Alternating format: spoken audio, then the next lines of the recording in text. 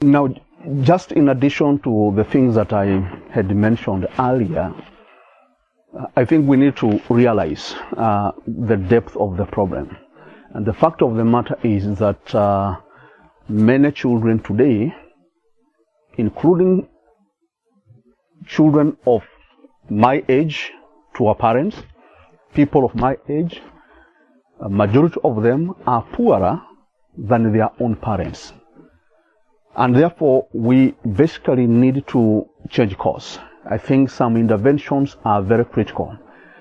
And you'll obviously notice, you look around the country and you notice that there is a huge shift in terms of the assets or economic status of our parents and of the children. And this is an aspect that my administration will focus very, very intensely.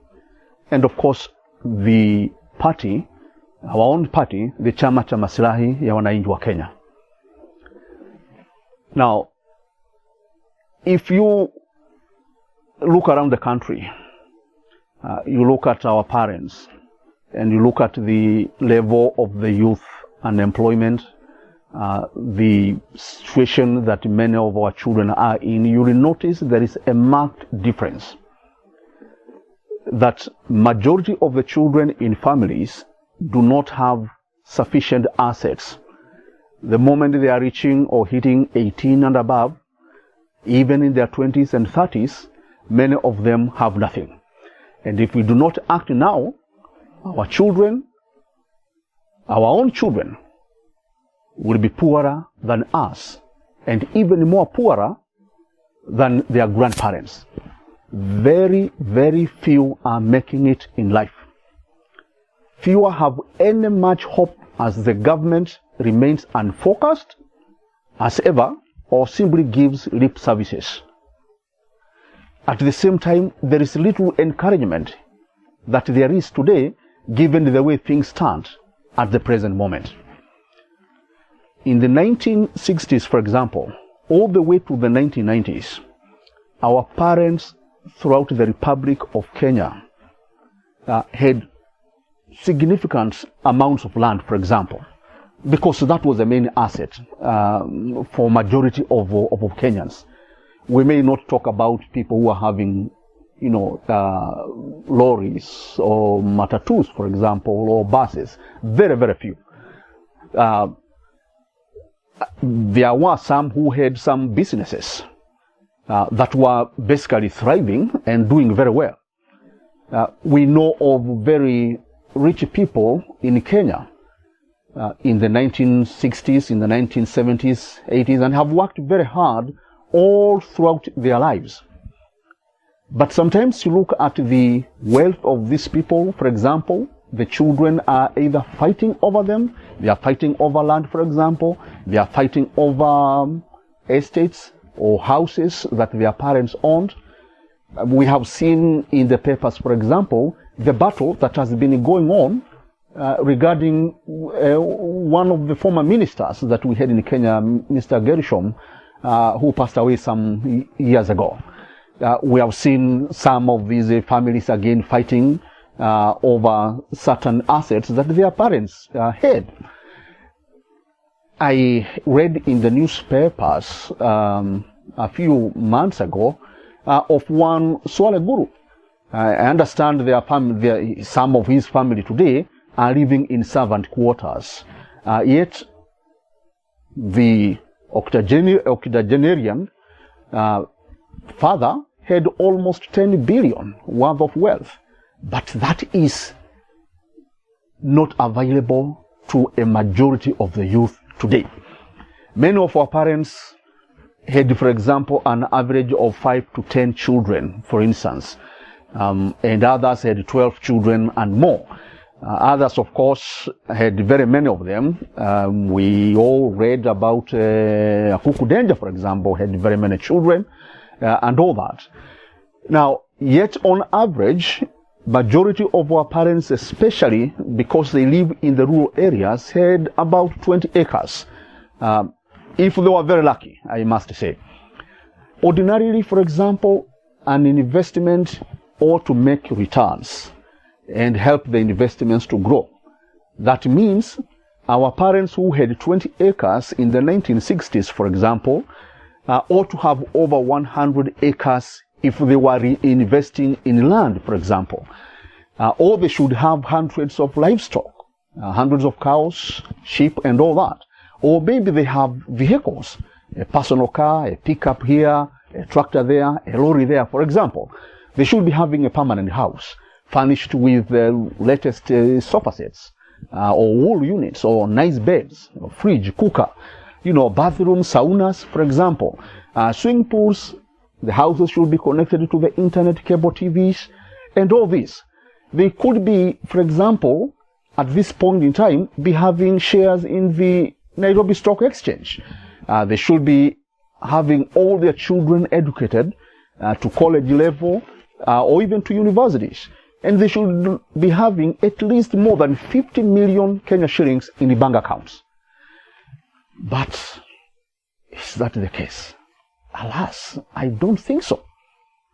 Is this the case today? I doubt. Sadly, unfortunately, that is not the case.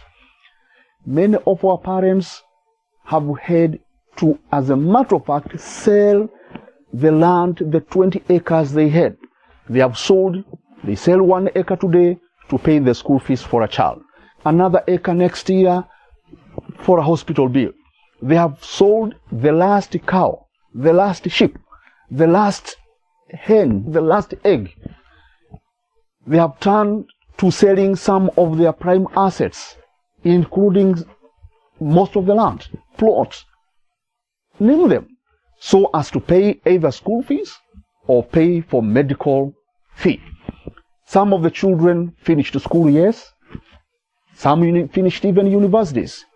But in a strange twist of events, they never got jobs. In many situations, the ailing person whose land was sold passed away. This has been, we have had many of such cases. The hospital, of course, got its money. Sometimes the services were so poor in hospital, making the individual even probably die. If the fellow may have received the patient may have received better treatment, maybe he would have thrived. But he passed on. But what eventually, at the end of the day, we have millions of our parents who are left with basically nothing. They have nothing in their heart. They have no land now. The child has no job. And the family member, for example, the wife or husband or child who was ailing, for example, died. This is the sad state we are in today. Our leaders, who are apparently paying themselves as much as 3 million Kenya shillings a month, have not offered any solutions to these particular problems. If you had any land that remains, that land has been subdivided to surviving children. Some of the children, as a matter of fact, had to flee the harsh rural lives and ran to urban areas. But again, where do they go to live in urban areas? They have ended up living in slums, hence landing from a frying pan into a fire. As you all know, conditions in slum areas are basically the most inhuman in Kenya, for example. Some of the saddest areas that one will want to live in. Thus, our fathers, therefore, and our mothers who had significant wealth at the age of 30 years, or when they were 40 years old, are now aged 60 or 70 years, they themselves are poorer than when they were 30 years ago, or when they were 30 years old, as they have no land intact, the one they had in 1970s or 80s, they have no cash in a bank, and they have no new investments. We, their children, have only either half an acre, a far cry from the 20, 30, 50 acres that our fathers had. More painful, majority of the youth today, people in their 30s or late 20s, people in their 40s, they cannot even afford to buy an acre of land. They can't even afford to buy a 30 by 60 plot, leave alone the 50 by 100 acre standard land, plots that we have in Kenya.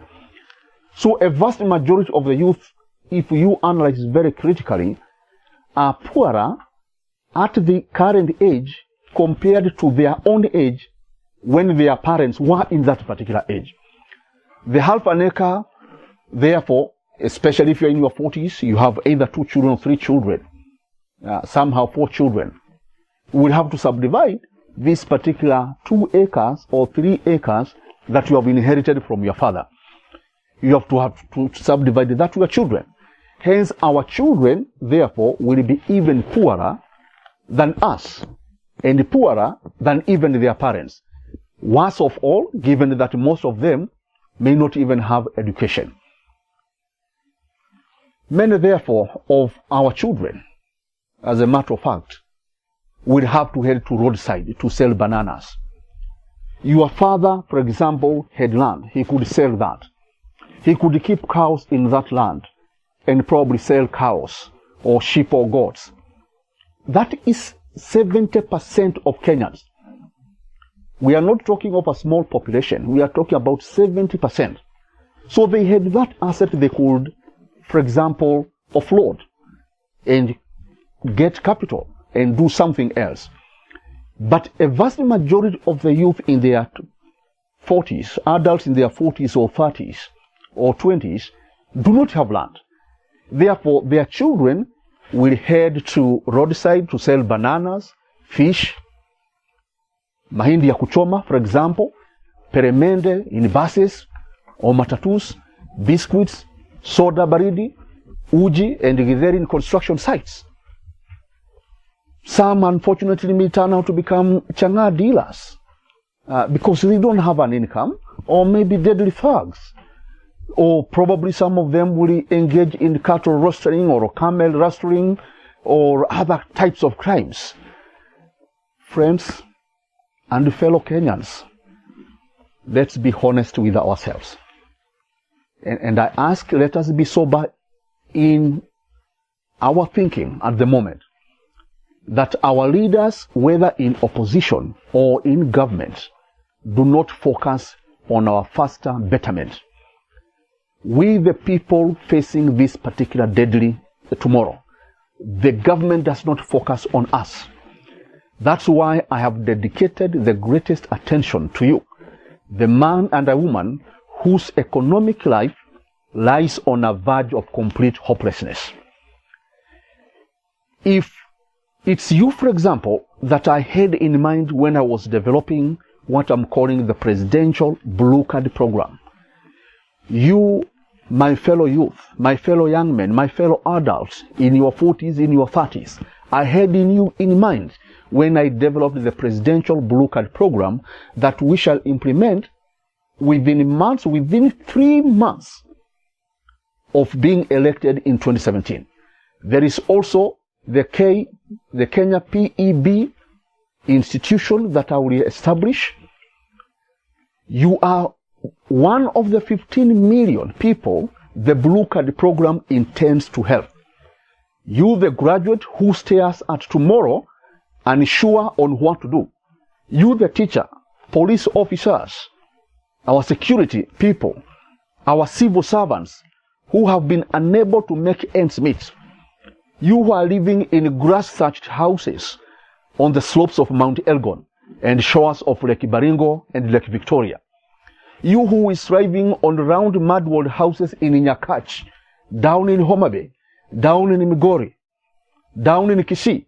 Those who are living in Makuti, houses in Lungalunga in Kwale, or up there in Malindi, or up in Lamu, or those who are living in nylon paper houses up in Mandera or Garissa and other places. You are my focus.